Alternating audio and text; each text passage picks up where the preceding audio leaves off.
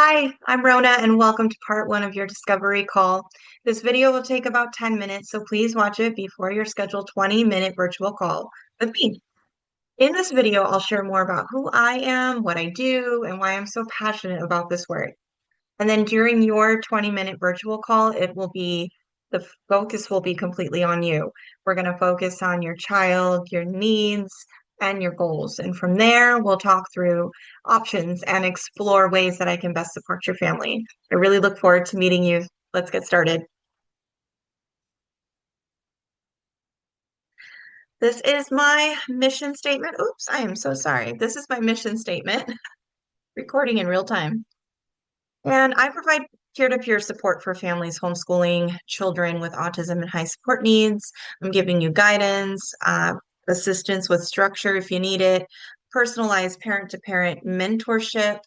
It's rooted in life experience because I've lived it. I have respect for children's unique ways of learning, and I would like to help break parents from limiting beliefs around what education should look like.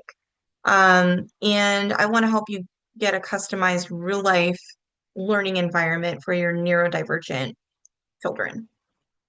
My vision is that I want to be able to expand access that is flexible and family centered for your homeschool. I want to be able to help parents confidently design and implement learning approaches that meet your child's needs both developmentally and functionally at home. I want to be able to help you redefine education for your neurodivergent child because, again, homeschooling is so much more different than public school. So we need to normalize non-traditional paths and what that looks like in your house.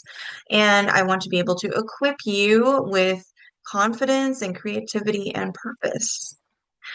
For the phone call, what it is and what it isn't, it is a chance for me to get to know your current challenges. It's a chance for you to ask questions, a chance for me to ask questions. It is a chance to see how I can support your family. It's not a pressure call, it's more of, are we a good fit? This phone call is not a full coaching session and it's not an evaluation or therapy. I'm not a credentialed teacher. Uh, Attorney for special needs. I'm not a therapist, but I am here to help and be your peer-to-peer support. Here's a picture of my family, starting left to right. You have me, my son Kai, and my daughter Izzy, and my husband Diego. Both of my kids are on the spectrum, and Kai is high support needs. I am his IHSS caregiver as well. So with that said, oops, there it happened again. Um, so I do have 7 years of homeschooling experience, but if you count the years that I spent teaching in preschool, that would be 14 years combined in education. Um, like I said, I'm a high supports need mama. We briefly used public school during COVID times when school was strictly online, and then when they brought kids back to campus, we had some concerns with safety issues. So we pulled him out of the public school and we applied for a charter school. The charter school did really great for a few years. We enjoyed the funding, the IEP, and he had 16 goals. And the issue with that was with 16 goals and not an in-house place to do it at, I ended up driving all over town. It was kind of a burnout. And then we also ended up having a couple of bad issues with people cherry picking the goals off of his IEP. So ultimately, we just decided to pull him out and file for a PSA. So now I have one child on PSA and one that is in charter school, and they both thrive in their own environments, and we make it work out beautifully. I have a Bachelor's of Arts degree from Ashford University in early childhood education and administration. From 2009 to 2019, there was a lot going on with career growth. I come from a family of healthcare professionals, and so I gave that a try. I was a hospital volunteer. It was a pretty competitive volunteer program. You had to interview for it. And I was one of the people that was able to go in and volunteer. I felt really blessed for that because once I got my certified nursing assistant certificate, then I was able to work at that hospital. So that's what I did for a few years.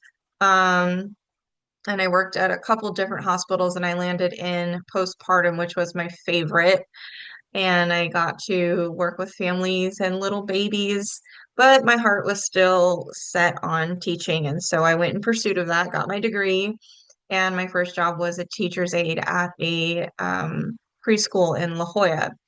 And while I was doing that, um, actually before I got that teacher aide position, I worked as the certified nursing assistant at night, and then I would go volunteer in the morning for the San Diego Special Education Early Childhood Program. Yeah, so it's called the SEEC program, SEEC.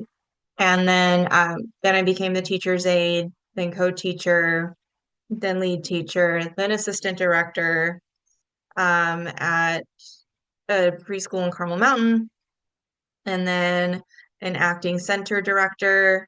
And after that, I found another job in Temecula as a center director. I helped to open up a preschool. And that is when my son got his diagnosis, and then my daughter got hers very shortly after that. And so here I am, stay-at-home mom, IHS caregiver, homeschool, and all the hats. I'm also a teacher author on Teachers Pay Teachers. Like I said, I have a passion for early childhood education, so I make my son's curriculum and I sell it on Teachers Pay Teachers as well. Some things that I like national parks. We're trying to get to as many as we can with the kids. I enjoy reading, I enjoy listening to music. Um, we go to Universal Studios and Disneyland, so I like those too. Here's a couple photos of my kids through the year, starting at 2019. You can see how little they were. But we do art, sensory, flashcards, coloring, um, all of it. And we've got sorting colors. We have used AAC for quite some time.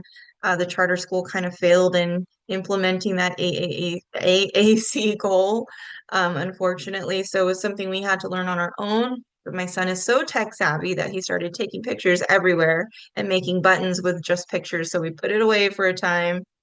And that's when he started doing his gestalt language processing, and now we're able to communicate with him verbally, although he is language along the way, but he's improving every day. We've also done some equine therapy. Izzy's in Girl Scouts. She's been one of the top sellers in her troop a couple of times, so that's been fun. We've done some fun trips with that. And Izzy, she enjoys reading books. There she is at a Girl Scout archery event. She's also done like an entrepreneur fair thing where she sold some of her clothes and earned some money for it. She's done flag planting for Memorial Day at the Riverside National Cemetery. And there's Kai again with his tablet and his AAC. So yeah, that's Kai is very tech savvy. Some more pictures, more up to date, 2024 through 2026. Again, Izzy's in PE. So you can see that the kids have a really well-rounded homeschool um, journey. They have pretty much none at all, and my husband and I have done our best to make sure that our kids get out there and do what they can do, even with the limitations that we've had with Kai's disability. All right. Here are some challenges that I've faced. Safety and education being two of the biggest ones. I've dealt with eloping, unbuckling seatbelts in the car, being too close to the stove, climbing on furniture, not being able to communicate name, phone number, address. For both kids, resistance to learning structure and routine.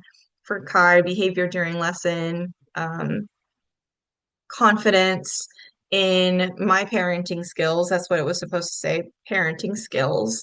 Um, I deal with my other one, perfectionism, going off task.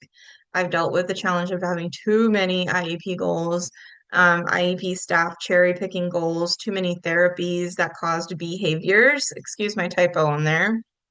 And I want to emphasize the things that I'm proud of. I feel like I have more things that are positive than the things that are challenging, which is good, because I want you to get there too. Some of the things that I'm proud of, my son no longer elopes at the park. We still have other things to work on at the store, but no longer eloping at the park, and that is a relief. My son can sit for 2 hours during school now, which is amazing. We weren't able to do that before. Um, he can read at a first grade level for the most part. He can add and subtract with help. He can spell. And all of this was just through brainstorming and thinking outside of the box the entire time we've been homeschooling.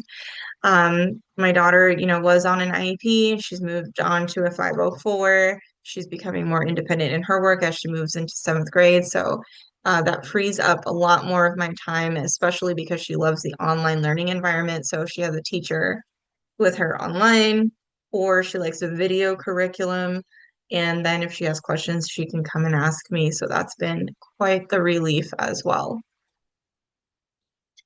All right, this is the end of part one. So this is the agenda for when I meet you. We are going to work on getting to know you and your family. I'll ask questions and take notes. We'll talk about what the next services can look like. You can ask me any questions you have. We'll book your next appointment. And if you don't know the answer, or I'm sorry, if I don't know the answer, I will find it. And I'm here to serve you in any way that I can. So I look forward to meeting you and I'll see you soon.